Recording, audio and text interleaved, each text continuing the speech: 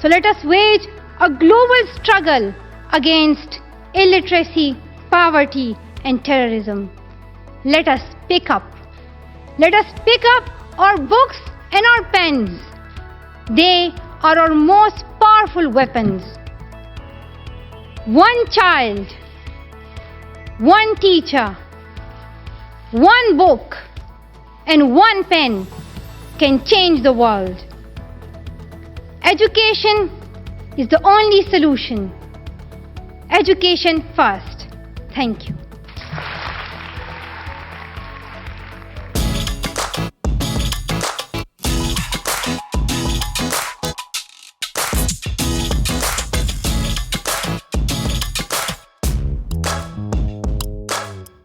Hola, què tal?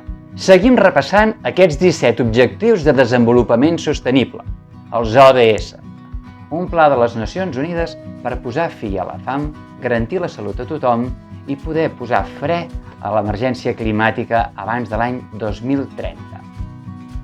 Avui parlarem del quart objectiu, educació de qualitat. Saps que l'educació és un dret que tenen tots els infants? Has pensat que no tothom hi té accés, especialment entre els nens i nenes de zones rurals d'alguns països.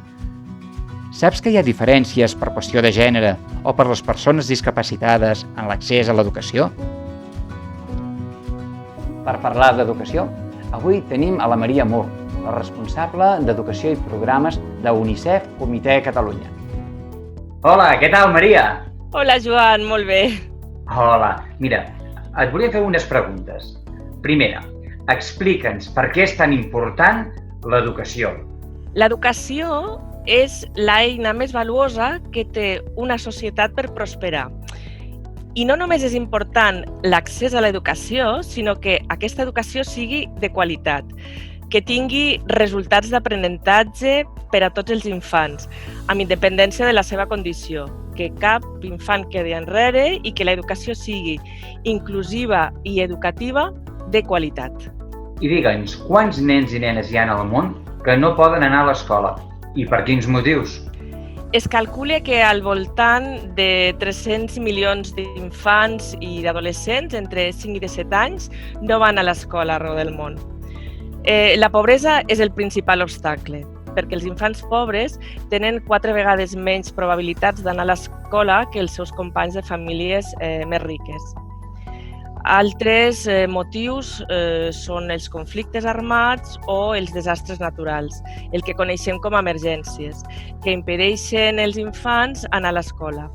I això és molt preocupant, perquè si les escoles no tornen a obrir el més aviat possible, a mesura que passa el temps, de vegades són anys, és molt més difícil que aquests nois i noies tornin a l'escola. I a llarg termini, tant ells com els països on viuen continuen enfrontant-se amb aquest cicle de pobresa. Explica'ns quina és la feina que feu des d'UNICEF per garantir el dret a l'educació. M'agradaria parlar-vos de l'escola en una maleta. Es tracta d'un material que UNICEF fa servir en situacions d'emergència. És una maleta que conté tot el material escolar necessari perquè un professor pugui fer classe a 40 infants aproximadament. La mateixa tapa de la maleta és la pissarra i conté llibretes, bolígrafs, llapis, gomes, colors, motxilles. Així es pot continuar l'ensenyament en qualsevol lloc habilitat com a escola. I una última pregunta. Creieu que és possible garantir una educació de qualitat per tots els nens i nenes del món abans de l'any 2030? Aquest és l'objectiu. Avui en dia hi ha més infants i adolescents escolaritzats a l'educació infantil, primària i secundària que mai.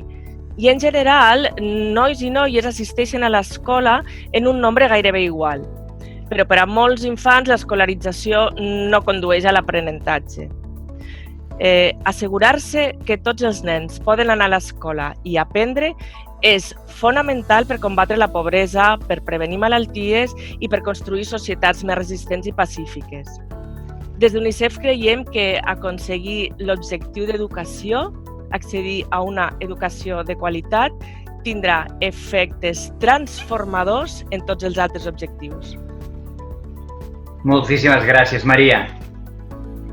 A vosaltres. què és tan important l'educació? L'educació és l'eina més valuosa que té una societat per prosperar. No només és important l'accés a l'educació, sinó que aquesta sigui de qualitat i que tingui resultats d'aprenentatge per tots els infants amb independència de la seva condició. Quants nens hi ha al món que no poden anar a l'escola? I quins en són els motius?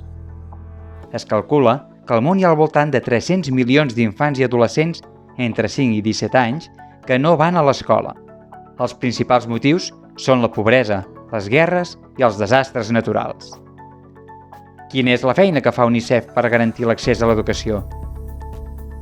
Per a situacions d'emergència, UNICEF té el projecte L'escola en una maleta.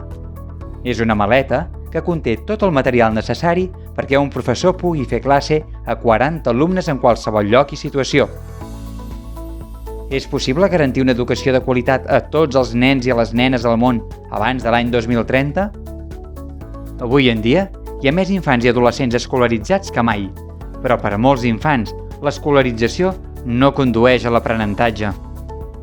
Assegurar-se que tots els nens i les nenes poden anar a l'escola i aprendre és fonamental per combatre la pobresa, prevenir malalties i construir societats més resistents i pacífiques.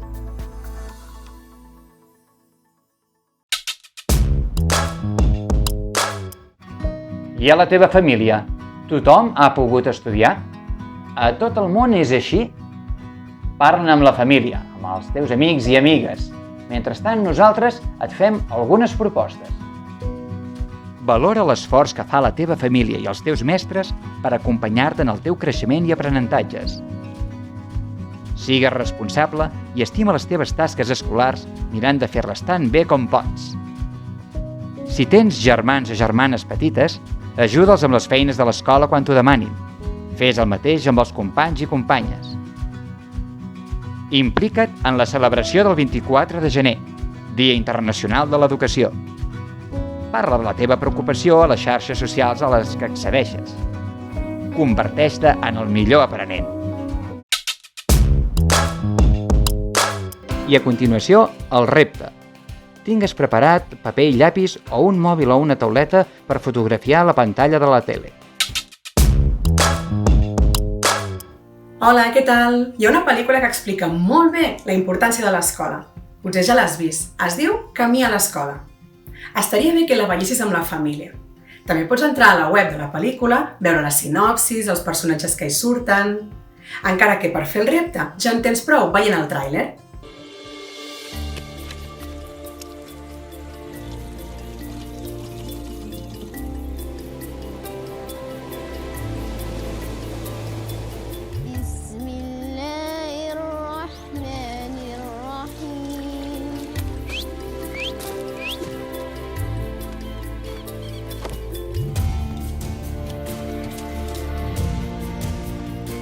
ظاهرة ستيلي أقنعهم بأفضل صحتي.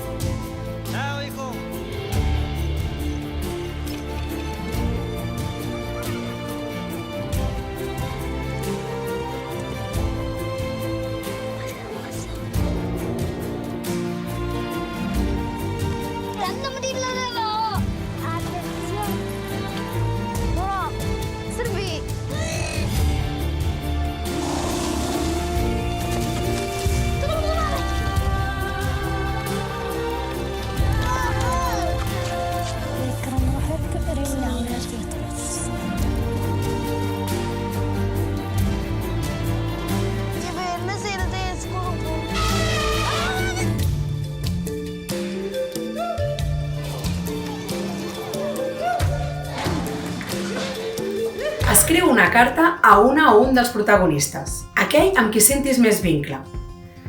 Ja saps com s'escriu una carta? Primer, una salutació. Estimat amic, benvolguda amiga o simplement un hola i el nom, més informal. Després, el cos de la carta. Com que la persona no et coneix, primer t'hauràs de presentar. Com et dius, d'on ets, quants anys tens... Tot seguit, explica els motius de la carta. Explica-li quin sentiment t'ha despertat la seva història. Agraeix-li el seu exemple o mostra admiració. Per últim, el comiat. Fins aviat, a reveure o molts records. I no t'oblidis de signar i posar la data. Comparteix la reflexió amb els de casa i després guarda aquesta carta per anar ampliant la col·lecció dels reptes dels ODS. Fins aviat!